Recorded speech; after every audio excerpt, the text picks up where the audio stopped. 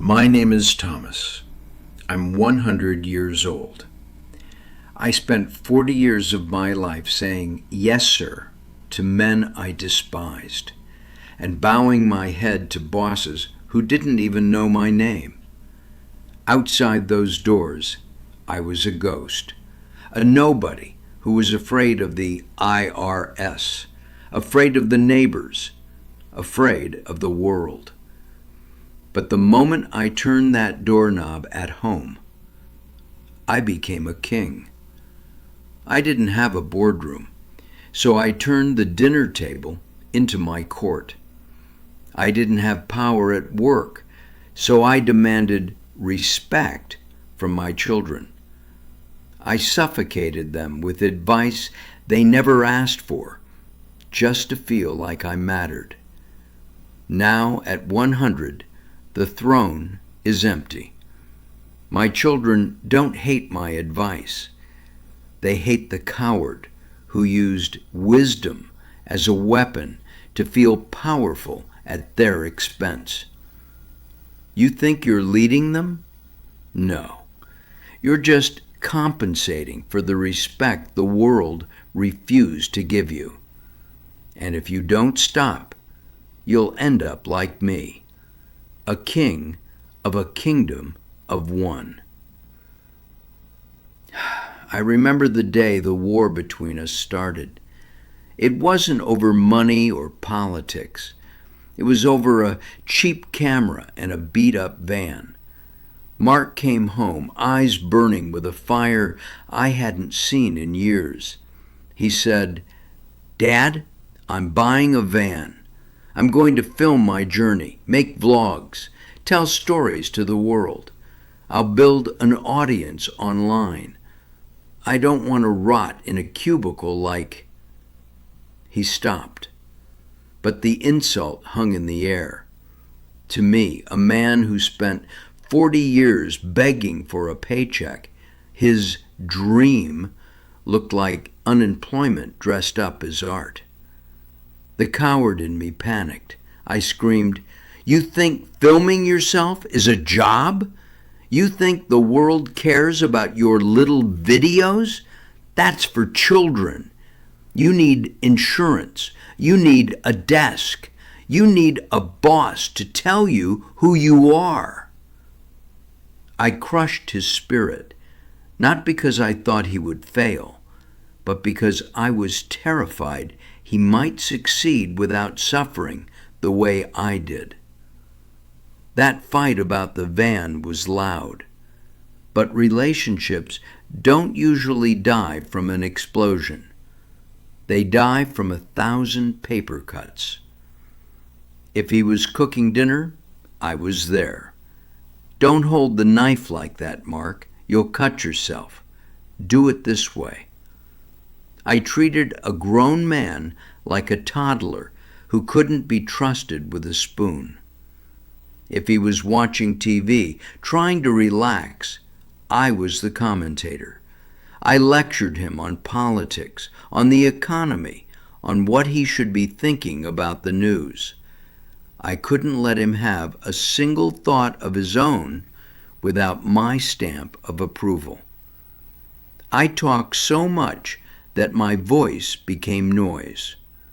Mark stopped arguing. He did something worse. He started avoiding me. If I walked into the kitchen, he walked out. If I sat in the living room, he went to bed early. I became a repellent in my own home. I thought he was being rude. I didn't realize he was just trying to breathe. Then, at 98, loneliness finally broke me. I decided to stop talking and start looking. I bought a tablet. I asked my grandson to show me how to find Mark on the internet. I found his channel. I saw the unemployment I mocked was touching millions of lives. I read the comments. People said his stories saved them from depression, gave them hope. For the first time in 40 years, I shut my mouth and really listened to my son. I saw his talent. I saw the world through his eyes, not my outdated map. I realized I was a dinosaur screaming at an asteroid. I swallowed my pride. It tasted like ash. I didn't send advice. I typed, "Mark, I watched your video. You were right. It's beautiful. I am proud of you." He replied 3 minutes later, just a smiley face, and "Thanks, Dad." That was it. But for an old fool like me, that was redemption. Here is the secret, gentlemen. Your children don't need your map anymore. They have their own GPS. What they need is your applause. They need to know that the man they looked up to is finally looking at them. Validation. That is the only bridge that can cross the canyon of silence. Swallow your ego. Put down the teacher badge and just be a witness to their life. You want to fix this? Good. Step 1. Lock away your fix-it tools. Unless they explicitly ask, "Dad, what do you think?" Your opinion is contraband. Keep it hidden. Implement the 24-hour rule. When you hear something you hate, a career move, a parenting style, wait 24 hours before speaking. 90% of your urgent advice is just impulse. Let it die. Step 2. Switch from judge to journalist. Instead of saying, "That's risky," ask, "How does that work?" Or, "What's your plan for that?" Be curious, not critical. Step 3. The permission gate. Before you open your mouth, ask this magic question. Do you want my advice, or do you just want to vent? Give them the power to choose.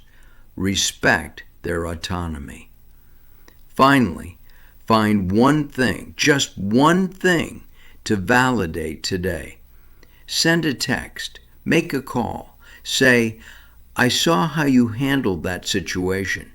You did good." Feed their confidence, not your ego, because a confident child will eventually come back to you. An insecure one will run forever. I'm 100 years old. I've learned that parenting is the only job in the world where, if you do it right, you get fired.